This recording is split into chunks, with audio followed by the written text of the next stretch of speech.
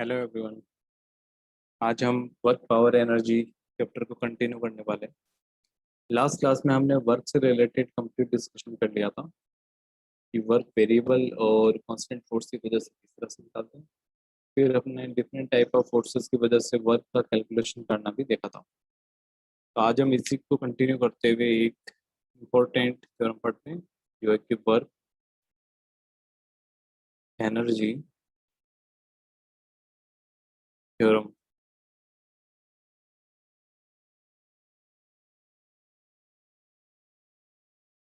ये एक बहुत ही बेसिक और इम्पोर्टेंट थ्योरम है जिसमें कई बार अगर किसी ऑब्जेक्ट पे एक से ज़्यादा फोर्सेस है तो उन सभी फोर्सेस की वजह से जो नेट वर्क है यानी कि work done by all the forces combined,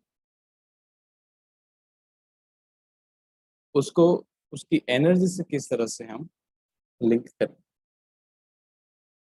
तो यहाँ पे सपोज एक ऑब्जेक्ट पे बहुत सारे फोर्सेस लग रहे हैं और F1 F2 F3 तरह से सभी फोर्सेस एक ऑब्जेक्ट पे, मास m का ऑब्जेक्ट है, अलग अलग डायरेक्शन में फोर्स कर रहे हैं। फॉर एग्जाम्पल इस तरफ लग रहा है M1 F1, इस तरफ लग रहा है F2, इस तरफ लग रहा है F3, ये F4, तरह से बहुत सारे फोर्सेस। इन सभी फोर्सेस की वजह से नेट वर्क डन जब हम निकालेंगे, F नेट हम निकाल देंगे पहले, वो हो जाएगा vector sum of all the forces.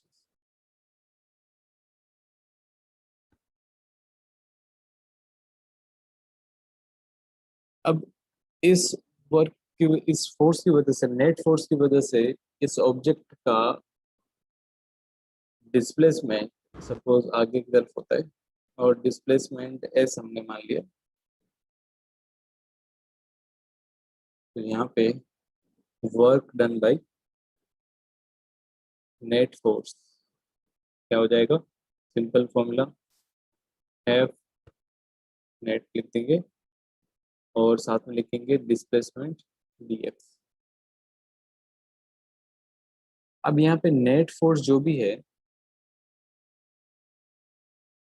उसको न्यूटन के second law from second law of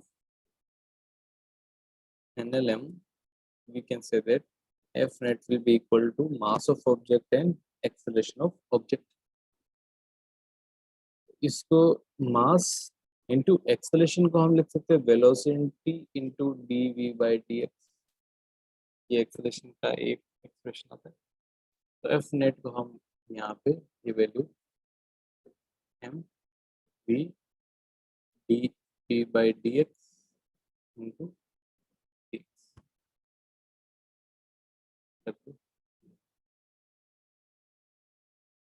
अब यहाँ से डी एक्स से डी एक्स कट हो जाएगा और ये हो जाएगा M V D V. Differentiate हम वेलोसिटी के रेस्पेक्ट में कर रहे हैं इसलिए इसका initial velocity U, final velocity भी हम रख देंगे। डब्ल्यू नेट हो जाएगा, मास बाहर ले लिया, वी का हो जाता है V square by two, M by two, final velocity का स्क्वायर माइनस इनिशियल वेलोसिटी का square. Half M V square हो जाएगा kinetic energy final minus half M U square हो जाएगा काइनेटिक एनर्जी इनिशियल। तो ये हो जाता है चेंज इन काइनेटिक एनर्जी। तो यही हमारा वर्क एनर्जी थ्योरम है कि work done by all the forces combined is equal to change in kinetic energy of object. तो यहाँ पे हम लिख सकते हैं कि change in object's kinetic energy is equal to net work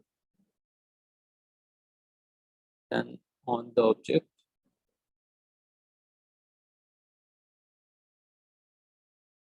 this is called work energy theorem।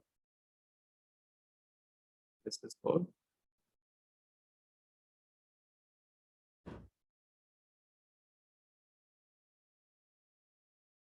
Work energy theorem.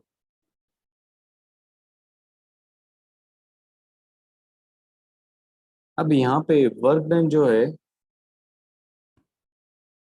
ये किस तरह से निकालेंगे, ये हमने लास्ट क्लास में देख लिया था। काइनेटिक एनर्जी में चेंज हम निकाल सकते हैं अगर हम इनिशियल या फाइनल वेलोसिटी दे रखा है तो उसके बेसिस पे एक क्वेश्चन करके हम इस कॉन्सेप्ट को समझने की कोशिश करेंगे। सपोज यहाँ पे एक हॉरिजॉन्टल इस पे, या फिर हम यहाँ पे मान लेते हैं एक incline plane.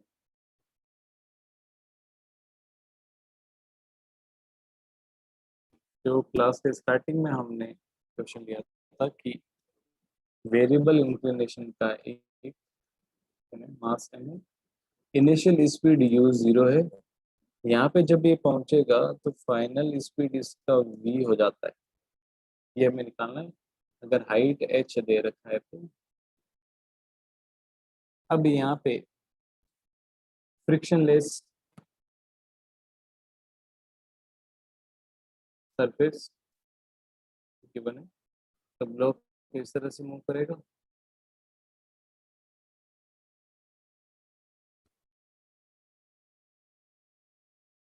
A point, initial point A हो गया, फाइनल पॉइंट हो गया बी। ए से बी तक मोशन में चेंज इन काइनेटिक एनर्जी हो जाएगा डब्ल्यू नेट। जैसे कोई ऑब्जेक्ट यहाँ पे किसी टाइम पे फोर्स कौन कौन सा लग रहा है, एक तो mg फोर्स लग रहा है, एक यहाँ पे नॉर्मल फोर्स लग रहा है इस पे, और तो कोई फोर्स लगेगा नहीं। तो यहाँ पे चेंज इन काइनेटिक एनर्जी यानी final kinetic energy minus initial kinetic energy हो जाएगा वर्क डन बाय mg और work done by normal force, दो ही फोर्स है। तो यहाँ पे mg की वजह से वर्क डन, क्योंकि हाइट डिक्रीज हो रहा है तो वो हो जाएगा mgh, और नॉर्मल फोर्स हमेशा डिस्प्लेसमेंट के परपेंडिकुलर है इसलिए वर्क डन बाय नॉर्मल हो जाएगा जीरो। तो यहाँ पे half M V square of M G आ जाता है और वेलोसिटी हो जाता है रूट टू जी एच। तो अगर हमें हाइट दे रखा है इनिशियल और फ्रिक्शन लेस सरफेस दे रखा है तो चाहे स्लोप वेरिएबल किसी भी टाइप की हो, फाइनल वेलोसिटी इस फॉर्मूले से हम निकाल सकते हैं। अगर यहाँ पे फ्रिक्शन हो जाता है तो फ्रिक्शन के केस में हम क्या करेंगे, जैसे सपोज करो यहाँ पे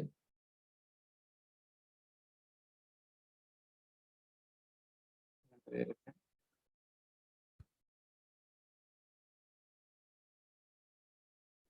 slope, तो इस तरह से मान लेते हैं कि एक ऑब्जेक्ट जो है इंक्लाइन कर रहा है।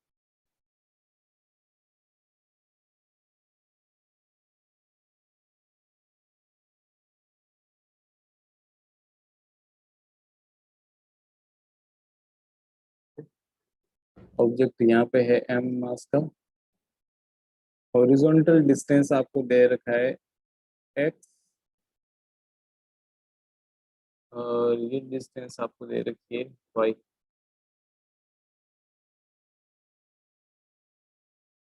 अब यहाँ पे इस ऑब्जेक्ट पे फोर्स लगाया जा रहा है F फोर्स ऊपर की तरफ कहीं पे, और फ्रिक्शन यहाँ पे लग रहा है, तो रफ सरफेस है।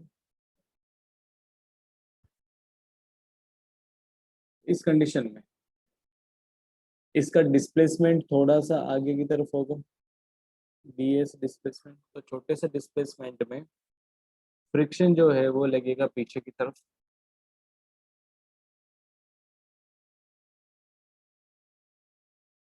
अब क्योंकि फ्रिक्शन वेरिएबल है, फ्रिक्शन यहाँ पे काइनेटिक लगेगा तो वो इस पे डायरेक्शन इसकी चेंज होगी लेकिन मैग्नीट्यूड इसका सेम रहेगा। इस कंडीशन में अगर हम total work done by friction देखना चाहें तो वो किस तरह से निकालेंगे। तो स्टार्टिंग से यहाँ तक अगर हम वर्क डन बाय फ्रिक्शन में ये देखें, इसका डिस्प्लेसमेंट ये डी डब्ल्यू हो जाएगा force F friction dot displacement D S. तो ये हो जाएगा फ्रिक्शन फोर्स हो जाएगा म्यू इनटू किसी पॉइंट पे अगर इस पे नीचे फोर्स एम जी लग रहा है तो उस पॉइंट पे अगर एंगल थीटा है तो ये हो जाएगा M G cos theta. Normal force लगेगा एम जी कोस थीटा के इक्वल। तो यहाँ पे फ्रिक्शन फोर्स हो जाएगा म्यू इंटू एन, एन है M G cos theta dot. अब क्योंकि फ्रिक्शन और डिस्प्लेसमेंट एक दूसरे के ऑपोजिट है इसलिए डिस्प्लेसमेंट को हम लिख देंगे डी एस टी। तो ये हो जाएगा mu M G cos theta into D S और एंगल थीटा डिस्प्लेसमेंट और फ्रिक्शन के बीच में 180 डिग्री है इसलिए यहाँ पे आ जाएगा माइनस माइनस का म्यू एम जी कॉन्स्टेंट है और ये हो जाएगा डी एस कोस थीटा। अब एंगल थीटा है तो displacement along the incline plane अगर डीएस है तो डीएस कोस थीटा क्या हो जाएगा, ये हो जाता है horizontal displacement DX minus mu M G, ये हो जाएगा डीएक्स और डीएक्स का इंटीग्रेट करेंगे तो ये आ जाएगा टोटल एक्स डायरेक्शन में डिस्प्लेसमेंट हो जाएगा X nought. Work done by friction यहाँ से ये आ जाता है minus mu M G X nought. तो इस तरह से हम फ्रिक्शन इसका निकाल सकते हैं। अब अगर हमें पूछा जाए कि इसका वेलोसिटी कितना होगा या फिर ये सारी चीज़ें, ए ऑब्जेक्ट पे है और फाइनली यहाँ पे बी पे पहुंच जाता है, फोर्स एफ लग रहा है, यहाँ पे रेस्ट पे था, यहाँ पे इसकी स्पीड हो जाती है वी। तो फाइनल स्पीड वी कितना होगा, फाइनल स्पीड वी का मैग्नीट्यूड हमें निकालना है। तो वर्क एनर्जी थ्योरम लगाएंगे,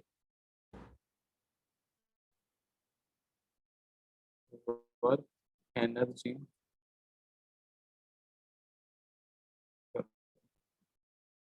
चेंज इन काइनेटिक एनर्जी क्या हो जाएगा W net, kinetic energy final half M V square minus initial zero. ये हो जाएगा वर्क डन किसकी वजह से, एक तो एम जी की वजह से प्लस वर्क डन फ्रिक्शन की वजह से और कौन सा फोर्स लग रहा है वर्क डन नॉर्मल और plus work done by force F जो हमें निकालना है। सपोज इसमें हमें फाइनल वेलोसिटी वी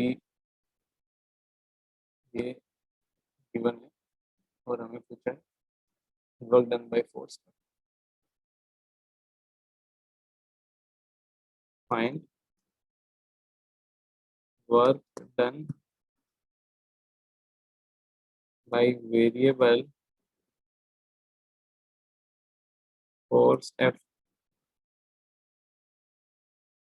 तो half M V square, M जी की वजह से वर्क डन कितना होगा, हाइट इंक्रीज हो रहा है इसलिए हो जाएगा negative minus M G, height कितना है वाई, फ्रिक्शन की वजह से वर्क डन में ऑलरेडी निकाल चुके हैं mu M G into X nought. Suppose ये वाई नॉट इसकी हाइट है और एक्स नॉट इसका हॉरिजॉन्टल डिस्प्लेसमेंट प्लस नॉर्मल की वजह से वर्क डन जीरो क्योंकि नॉर्मल हमेशा डिस्प्लेसमेंट के परपेंडिकुलर है, थीटा 90 होता है तो वर्क डन जीरो होता है टी डब्ल्यू। तो डब्ल्यू एफ हम सिंपल निकाल सकते हैं half M V square plus M G Y nought plus U M G x. तो ये हमारा आंसर यहाँ से आ जाएगा। वेलोसिटी हमें फाइनल देना है, फर्स्ट टर्म निकल जाएगी, सेकेंड टर्म और थर्ड टर्म हमें म्यू और X nought and Y nought दे रखा होगा तो इजीली हम निकाल सकते हैं। तो इस तरह से किसी ऑब्जेक्ट पे चाहे कितने भी फोर्सेस लग रहे हैं, हम इजीली उसको यहाँ पे देख सकते हैं, किसी भी फोर्स की वजह से वर्क डन निकाल। नेक्स्ट,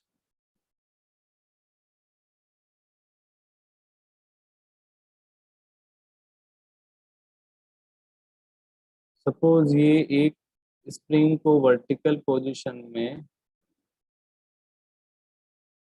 एक मास m से अटैच करके रखा है, स्प्रिंग कांस्टेंट है k। अभी ये नेचुरल लेंथ के अंदर है।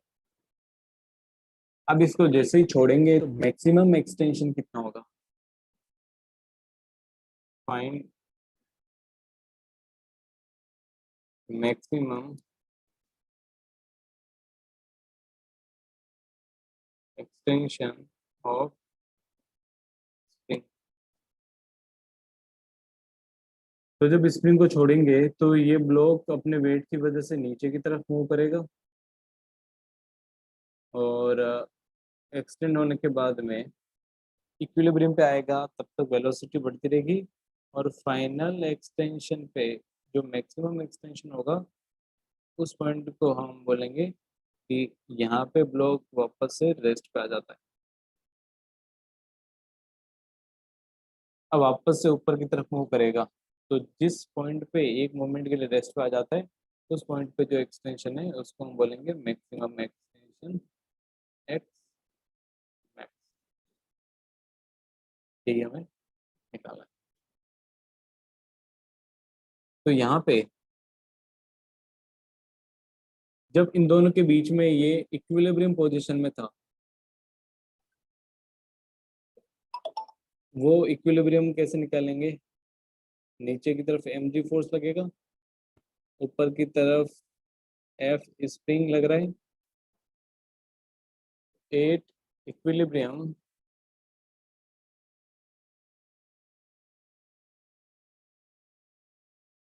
F spring will be equal to mg। F spring होता है k x, हो जाएगा इक्विलिब्रियम का एक्सटेंशन हो जाएगा mg के इक्वल। तो x इक्विलिब्रियम में तो ये हो जाएगा mg by k।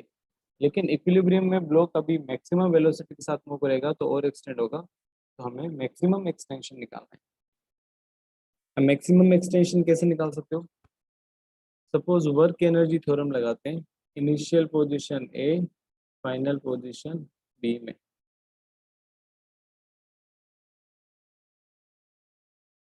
Work energy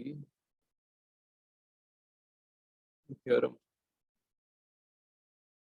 from A to B क्या होता है? चेंज इन काइनेटिक एनर्जी होता है वर्क डन नेट, तो हो जाएगा ये work done by spring force plus work done by mg force. और कौन सा फोर्स? दो ही फोर्स लग रहे हैं इस ब्लॉक पे। तो ए पॉइंट पे भी रेस्ट पे था, बी पॉइंट पे भी रेस्ट में है, तो change in kinetic energy zero. अब यहाँ पे वर्क डन बाय स्प्रिंग कितना होगा? क्योंकि स्प्रिंग अपने नेचुरल लेंथ से एक्सटेंड हो रही है, तो उस कंडीशन में work done bye spring negative होता है, माइनस हाफ के एक्स एक्स का स्क्वायर। और नीचे की तरफ जा रहा है तो work done bye mg positive होगा, हो जाएगा mg इंटू एच। एच कितना हो जाएगा? X max. जितना हाइट नीचे जाएगा उतना ही इस सब ब्लॉक का स्प्रिंग का एक्सटेंशन। तो ये जब जीरो है तो इस कंडीशन से हम क्या लिख सकते हैं?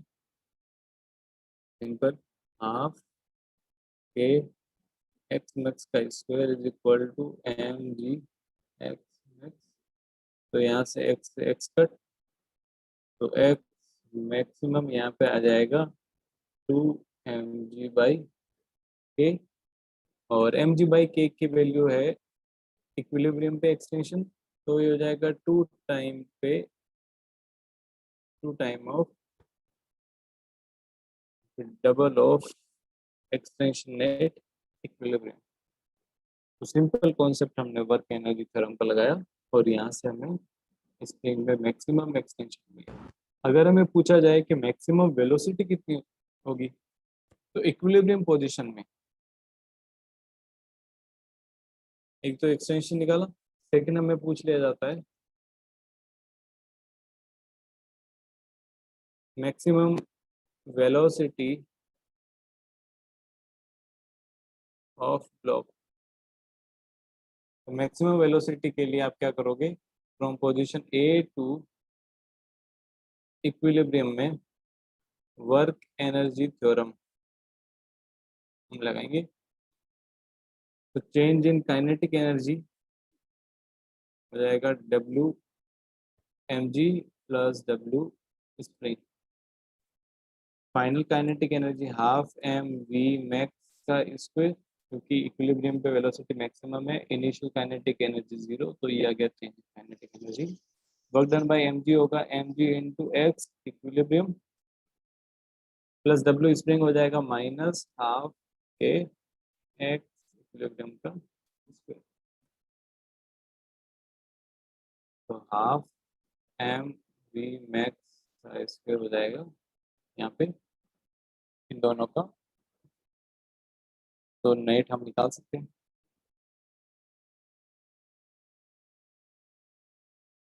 तो यहाँ पे एक्स इक्विलिब्रियम की वैल्यू रख देंगे हम M G into X equilibrium है एम जी बाई के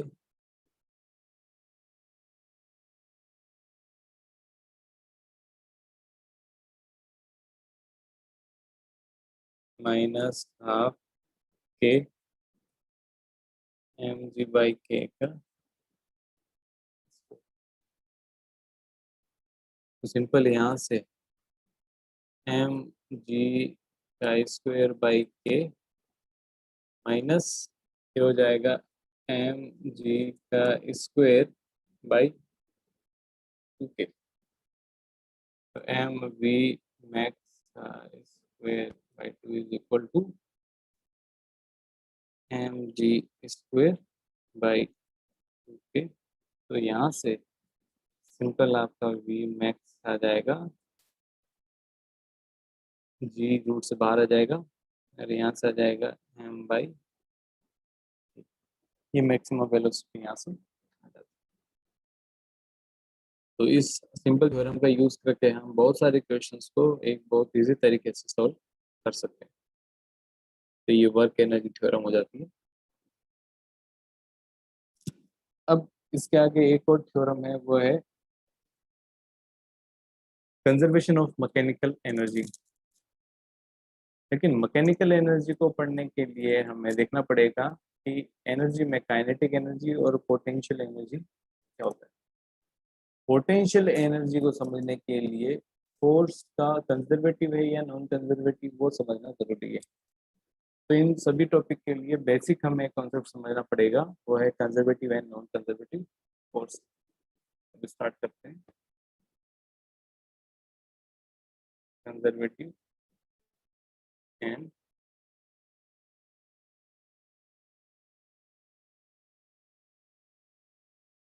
नॉन कंजर्वेटिव फोर्स। अब कंजर्वेटिव और नॉन कंजर्वेटिव फोर्स क्या होगा। सपोज हम एक ब्लॉक को इंक्लाइन प्लेन पे, जैसे एक इंक्लाइन प्लेन है फ्रिक्शनलेस, उस पे ऊपर की तरफ फेंकते हैं, तो मैक्सिमम हाइट पे जाके ये एक मोमेंट के लिए रुकेगा बट फिर वापस नीचे आता है। मैक्सिमम हाइट पे जाने पे जब रुक जाता है तो काइनेटिक एनर्जी तो इसकी जीरो हो जाएगी। फिर जब नीचे आएगा तो यहाँ पे इसकी काइनेटिक एनर्जी बढ़ेगी। तो वो काइनेटिक एनर्जी कहाँ से आई, इससे हम देख के सिंपल ये समझ सकते हैं कि जब ये ब्लॉक ऊपर जा रहा था तो काइनेटिक एनर्जी डिक्रीज हो रही थी। तो वो एनर्जी जाके कहाँ रही थी, एक दूसरे टाइप ऑफ एनर्जी के फॉर्म में स्टोर हो रही थी उस ब्लॉक के अंदर ही। और फिर से जब वापस नीचे आ रहा था तो एनर्जी फिर से काइनेटिक एनर्जी में कन्वर्ट हो गई। तो दूसरा टाइप का जो स्टोरेज वाली एनर्जी है उसी को हम पोटेंशियल एनर्जी बोलते हैं। जैसे ब्लॉक को ऊपर फेंकेंगे तो हम बोलते हैं कि हाइट इंक्रीज हो रही है, तो ग्रेविटेशनल पोटेंशियल एनर्जी इंक्रीज हो रही है। तो कौन कौन से फोर्स की वजह से पोटेंशियल एनर्जी होगी। अगर एक ब्लॉक को फ्रिक्शनलेस टेबल के ऊपर हम मूव कराते हैं, किसी स्पीड दे के फेंका है फ्रिक्शनलेस टेबल पे, तो थोड़ी दूर जाके रुक जाएगा, रुकने के बाद में फिर से वापस नहीं आता है, मतलब फिर से उसको काइनेटिक एनर्जी नहीं मिली, तो उसकी एनर्जी जो भी थी पहले आपने काइनेटिक एनर्जी थी वो क्या हुआ, उसका लॉस हो गया, वो स्टोर नहीं हुई। कैसे पता चला स्टोर नहीं हुई? क्योंकि अगर स्टोर होती तो ब्लॉक को फिर से काइनेटिक एनर्जी मिलती और ब्लॉक रुकने के बाद में फिर से मूव करने लगता।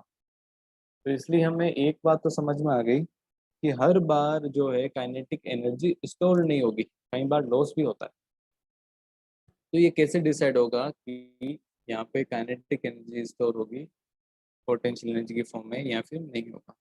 तो इसके लिए हमें फोर्स को दो कैटेगरी में डिवाइड करना पड़ेगा, conservative and non conservative force. तो सिंपल हम यहाँ पे लिख सकते हैं, फर्स्ट हम देखते हैं कंजर्वेटिव फोर्स।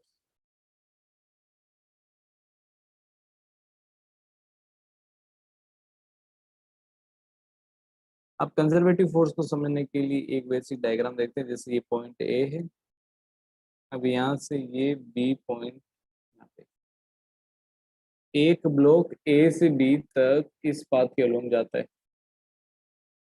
स्ट्रेट लाइन, ये हो गया path one.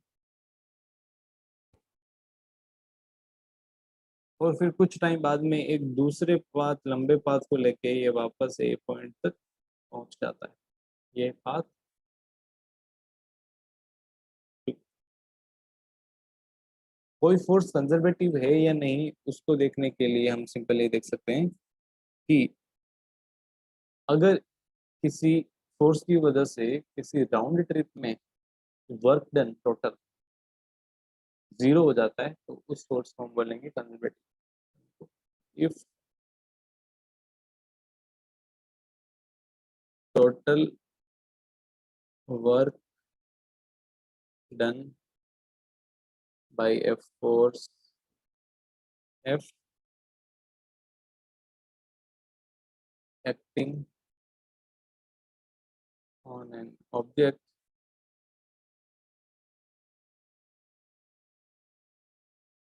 for a round trip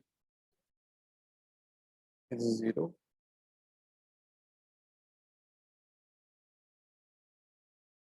it is zero,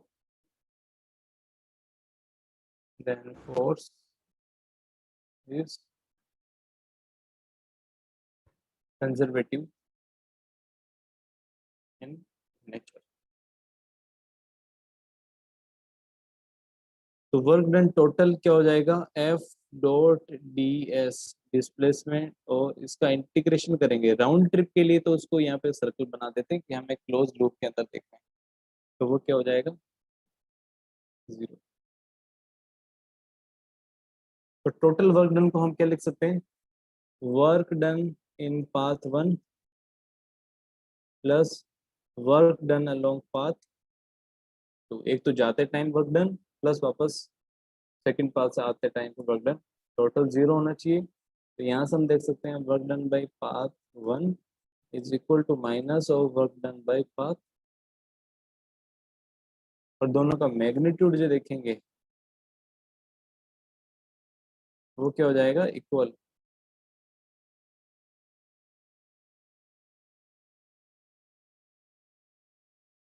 तो अगर इनिशियल और फाइनल पोजीशन सेम है, ब्लॉक ए से शुरू हुआ था, पाथ ए के अलोंग बी पे गया और फिर से वापस पॉइंट ए पे आ गया, तो इनिशियल और फाइनल पोजीशन सेम है, तो टोटल वर्क डन जीरो।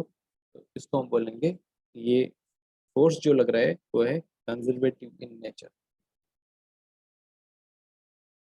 तो मतलब पाथ पे डिपेंड नहीं कर रहा है, ओनली इनिशियल और फाइनल पोजीशन पे डिपेंड कर रहा है। तो इसके हिसाब से अगर हम ए से बी तक अलग अलग पाथ से होके जाएं तो उसका मैग्नीट्यूड वर्क डन का सेम होगा। तो यहाँ पे हम बोल सकते हैं point number one, if work done, या फिर इसी के बारे में लिख सकते हैं work done by conservative force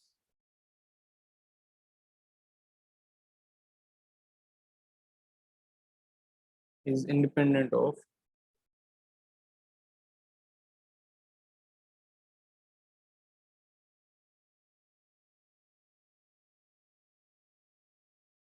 path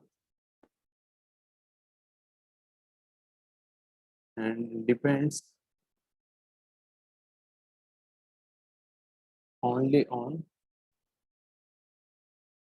initial and final position. तो ये फर्स्ट इसका तरीका हो गया कि कंजर्वेटिव फोर्स है तो वो पाथ पे डिपेंड नहीं करेगा। एक एग्जांपल लेते हैं।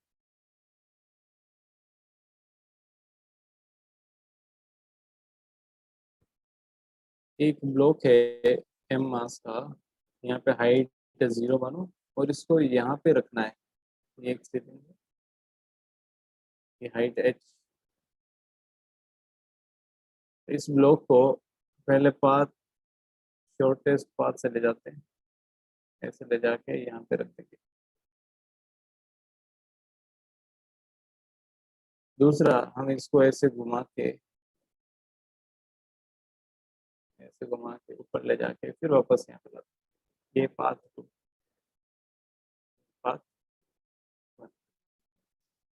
तो work done by M G along path 1, m जी की वजह से वर्क डन क्या होता है एम जी एच, ऊपर की तरफ जा रहा है, हाइट इंक्रीज हो रही तो प्लस एम जी H, M G into H. और work done by M G along path 2, path 1 हो या 2 हो, फाइनल हाइट तो सेम ही है, इसलिए ये भी हो जाएगा एम जी एच। यहाँ पे हम देख रहे हैं कि एम जी यानी ग्रेविटी एक ऐसा फोर्स है, ग्रेविटेशनल फोर्स, जिसकी वजह से किया गया work only initial final position पे डिपेंड करता है, पाथ पे डिपेंड नहीं करता है। तो ग्रेविटेशनल फोर्स कैसा हो गया, एक कंजर्वेटिव फोर्स होता है। तो gravitational force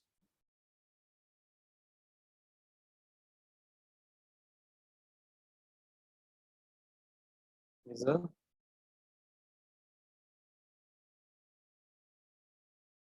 conservative force.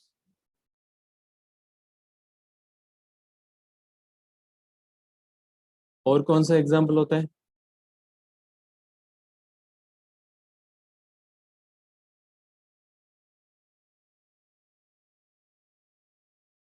Spring देखो,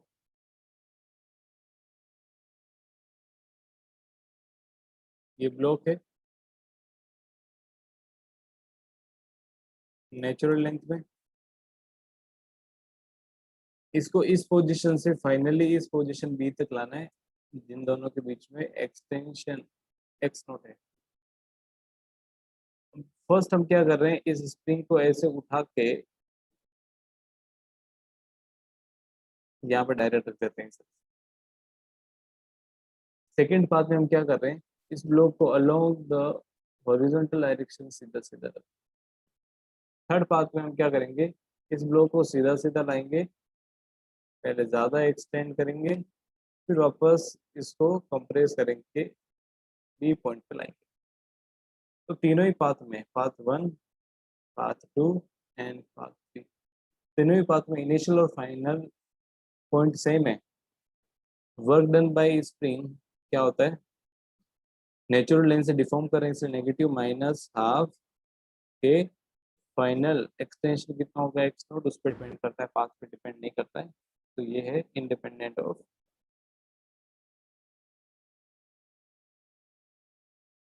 पाथ। तो spring force is a conservative force. ये हो गया। अब नॉन कंजर्वेटिव फोर्स देखते हैं।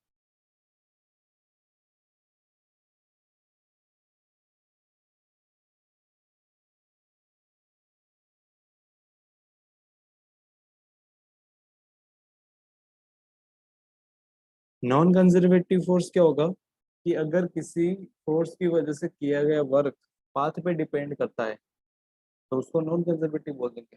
फॉर एग्जांपल, जैसे हॉरिजॉन्टल टेबल पे एक ब्लॉक रखा हुआ है, हम टॉप व्यू देख रहे हैं, इसको पॉइंट ए से पॉइंट बी तक लेके जा रहे हैं, हमें फाइनली यहाँ तक ले जाना है, बी पॉइंट तक। तो फर्स्ट हमने क्या किया, इसको सीधा सीधा बी पॉइंट तक लेके गए।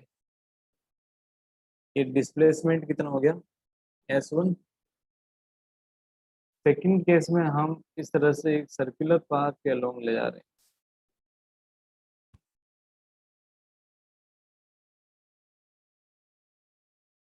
हाफ सर्कल बन गया, इसका डिस्टेंस हो जाएगा S2। डिस्प्लेसमेंट सेम है S1, लेकिन डिस्टेंस अलग है, पाथ की लेंथ अलग है। ये हो गया पाथ 1 एंड पाथ 2। पाथ 1, ये हो गया पाथ। मूव कर रहा है तो फ्रिक्शन कितना लगेगा, mu into n, mu M g. Work done by friction along path 1 क्या हो जाएगा, mu M g force into displacement. Displacement कितना है, S1 माइनस, क्योंकि work done by friction negative होगा यहाँ पे, डिस्प्लेसमेंट आगे, फ्रिक्शन पीछे की तरफ लगेगा। Work done by friction along path 2, ये क्या हो जाएगा, लंबा पाथ है तो ज़्यादा टाइम के लिए फ्रिक्शन लगेगा, इसलिए ये हो जाएगा म्यू एम जी। फोर्स तो इतना ही है हमेशा, लेकिन लेंथ कितनी चले गई है S2, तो उस लेंथ पे डिपेंड करता है। तो यहाँ से हम देख सकते हैं कि work done by friction depends on path, क्योंकि दोनों ही पाथ में इनिशियल और फाइनल पोजीशन तो सेम है, लेकिन पाथ अलग अलग है और वर्क डन भी अलग आया, इसलिए as work done by friction depends on path taken, so friction is a non-conservative force।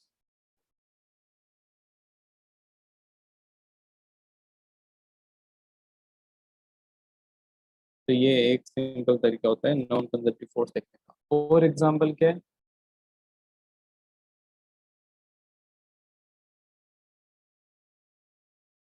जैसे विस्कस फोर्स होता है, लिक्विड के अंदर विस्कस फोर्स लगता है, वो भी एक फ्रिक्शन है लिक्विड के अंदर,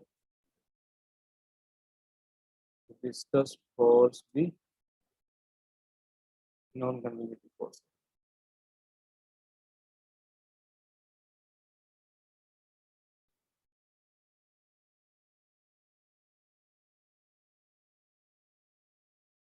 तो ये तो हो गया सिंपल डेफिनेशन और तरीका कि हमें कंजर्वेटिव और नॉन कंजर्वेटिव फोर्स में हम डिफरेंशिएट कैसे करेंगे। अब इस पे एक क्वेश्चन करते हैं और क्वेश्चन के बेसिस पे समझने की कोशिश करते हैं कि जो फोर्स है वो हमारा कंजर्वेटिव है या नॉन कंजर्वेटिव। सपोज एक पार्टिकल पे फोर्स लग रहा है F इज इक्वल टू के Y square i cap plus x square j cap Newton, और पार्टिकल पॉइंट ए जिसके कोऑर्डिनेट है 0 0 से फाइनल पॉइंट बी जिसके कोऑर्डिनेट है ए तक मूव करता है, दो अलग अलग पाथ के अलोंग।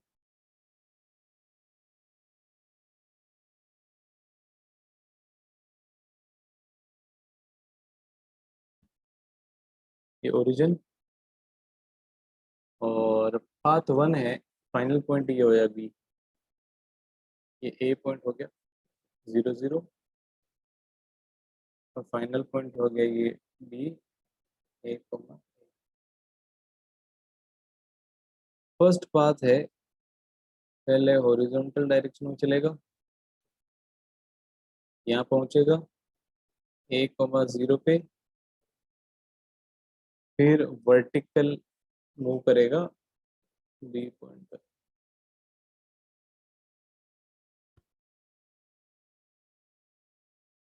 तो ये हो गया, इस पॉइंट को सी बोल दो। और सेकंड पाथ हो गया कि ए से बी तक डायरेक्ट जाएगा।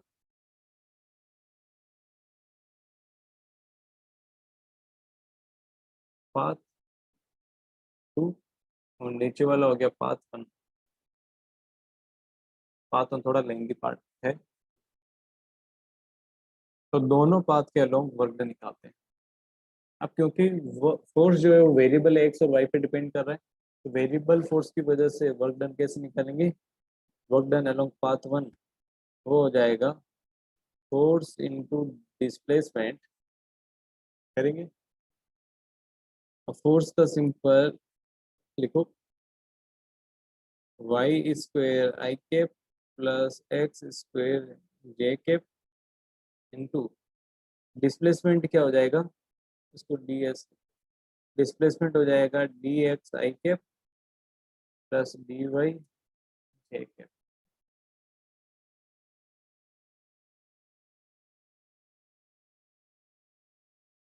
इसमें अब पाथ 1 में जब जाएंगे, from A to C dy is 0 and c to b dx is 0।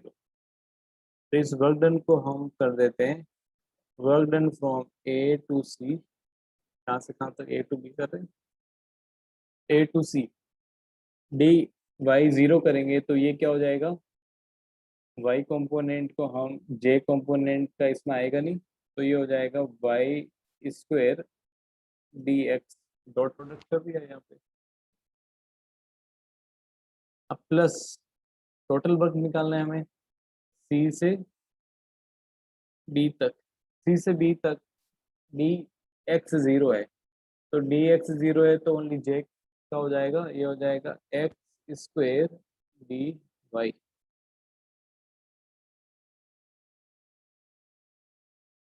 तो यहाँ पे ए से सी तक वाई की वैल्यू कितनी है? 0। तो ये हो जाएगा 0 इंटू डी एक्स ए से सी, क्योंकि एक्स एक्सिस के अलोंग जा रहा है। सी से लेके बी तक एक्स की वैल्यू कितनी हो जाएगी? ए है, एक्स की वैल्यू हो जाएगी ए।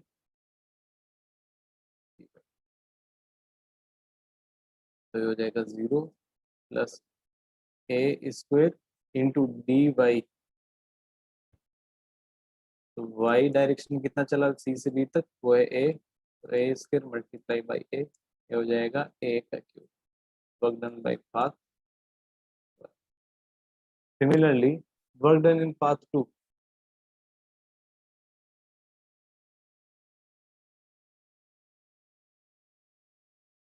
क्या हो जाएगा? Force into displacement, force Y square I cap plus X square J cap into D x I cap D Y J cap. अब इस कंडीशन में ये पाथ है y equal to X 45 degree पे जा रहा है। तो इस कंडीशन में along path 2 y is equal to x, तो डिफरेंशिएट करने पे dy will be equal to dx। तो वर्क डन क्या हो जाएगा, y की जगह x रख देंगे, ये हो जाएगा x square i cap plus x square j cap dot D x I cap plus D x J cap. 0 0 से लेके ए। तो यहाँ पे करेंगे तो एक्स आई का आई के साथ तो हो जाएगा x square d x plus y का वाई के साथ होगा, वो भी हो जाएगा x square into D x. तो ये हो जाएगा 2x स्क्वेयर डी एक्स। कहाँ से कहाँ तक? 0 0 से लेके ए ए तक। ये हो जाएगा आपका 2x³/3। x की initial value 0, final value a, क्योंकि यहाँ पे x की वैल्यू रखनी है, तो ये हो जाएगा आपका 2/3a³।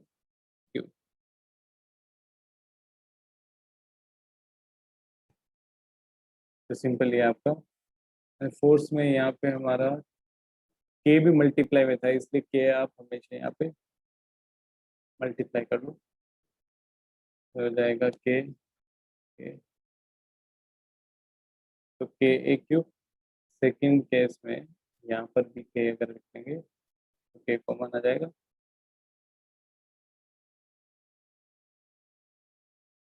तो हो जाएगा k। तो वर्क डन बाय पाथ 1 हमारा हो जाता है k⁴। Work done bye path 2 हो जाता है 2/3 ka³। तो इनिशियल और फाइनल पॉइंट सेम है, लेकिन यहाँ पे वर्क डन अलग अलग पाथ में अलग है, इसलिए फोर्स किस हो गया, is work done depends on path, तो force is non conservative in nature. तो ये तरीका है कि किसी भी फोर्स को कंजर्वेटिव है या नहीं, ये प्रूव करने का। अगर यहाँ पे वर्क डन पाथ पे डिपेंड नहीं करता, तो यहाँ पे हम बोल देते कि ये फोर्स जो है वो कंजर्वेटिव। नेक्स्ट, तो सिंपल इसी पे एक और क्वेश्चन कर लेते हैं।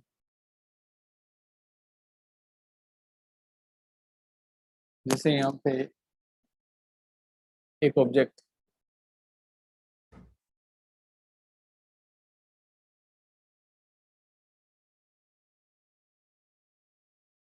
डिवाइस, यहाँ पे सिंपल ये एक इंक्लाइन प्लेन है,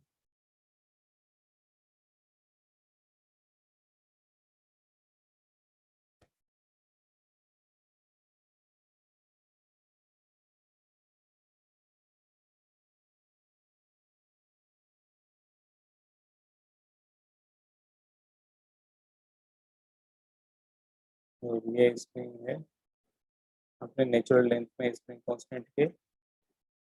एक ब्लॉक है m, इसको रेस्ट से यहाँ से छोड़ा गया है फ्रिक्शनलेस सरफेस से।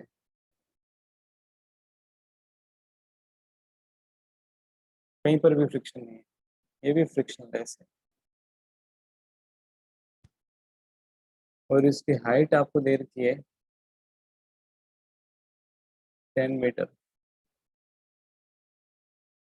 मास इसका दे रखा है 2 kg, और k दे रखा है 2000 Nm/मीटर। अब ब्लॉक इस तरह से पहले इंक्लाइन प्लेन से नीचे आएगा, फिर यहाँ पे इस तरह से मूव करके अब स्प्रिंग से टकराएगा, और फिर स्प्रिंग को कंप्रेस करेगा, और एक पॉइंट पे आके रेस्ट पे आ जाएगा। उस टाइम पे स्प्रिंग का कंप्रेशन मैक्सिमम होगा। तो हमें ये निकालना है मैक्सिमम कंप्रेशन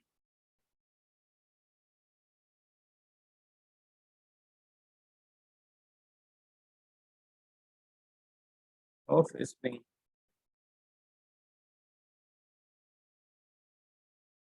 तो इसको निकालने का तरीका क्या है, इनिशियल पॉइंट को ए बोल दो, और फाइनल पोजीशन जब स्प्रिंग कंप्रेस्ड पोजीशन में है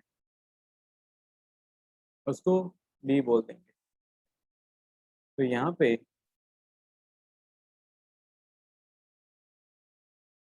वर्क एनर्जी थ्योरम करेंगे, चेंज इन काइनेटिक एनर्जी ये हो जाएगा वर्क डन बाय फोर्स। कौन से लग रहा है, एम लग रहा है, नॉर्मल फोर्स लगेगा, और कौन सा फोर्स लगेगा, स्प्रिंग फोर्स लगेगा, क्योंकि स्प्रिंग को कंप्रेस किया जाता है।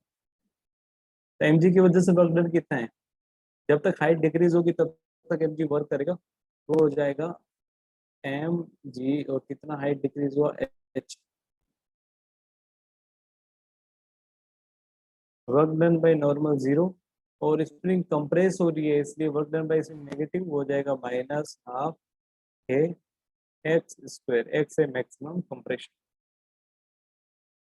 क्योंकि जब मैक्सिमम कंप्रेशन होगा तो फाइनल वेलोसिटी जीरो होगा, तो वी इनिशियल भी जीरो, वी फाइनल भी जीरो,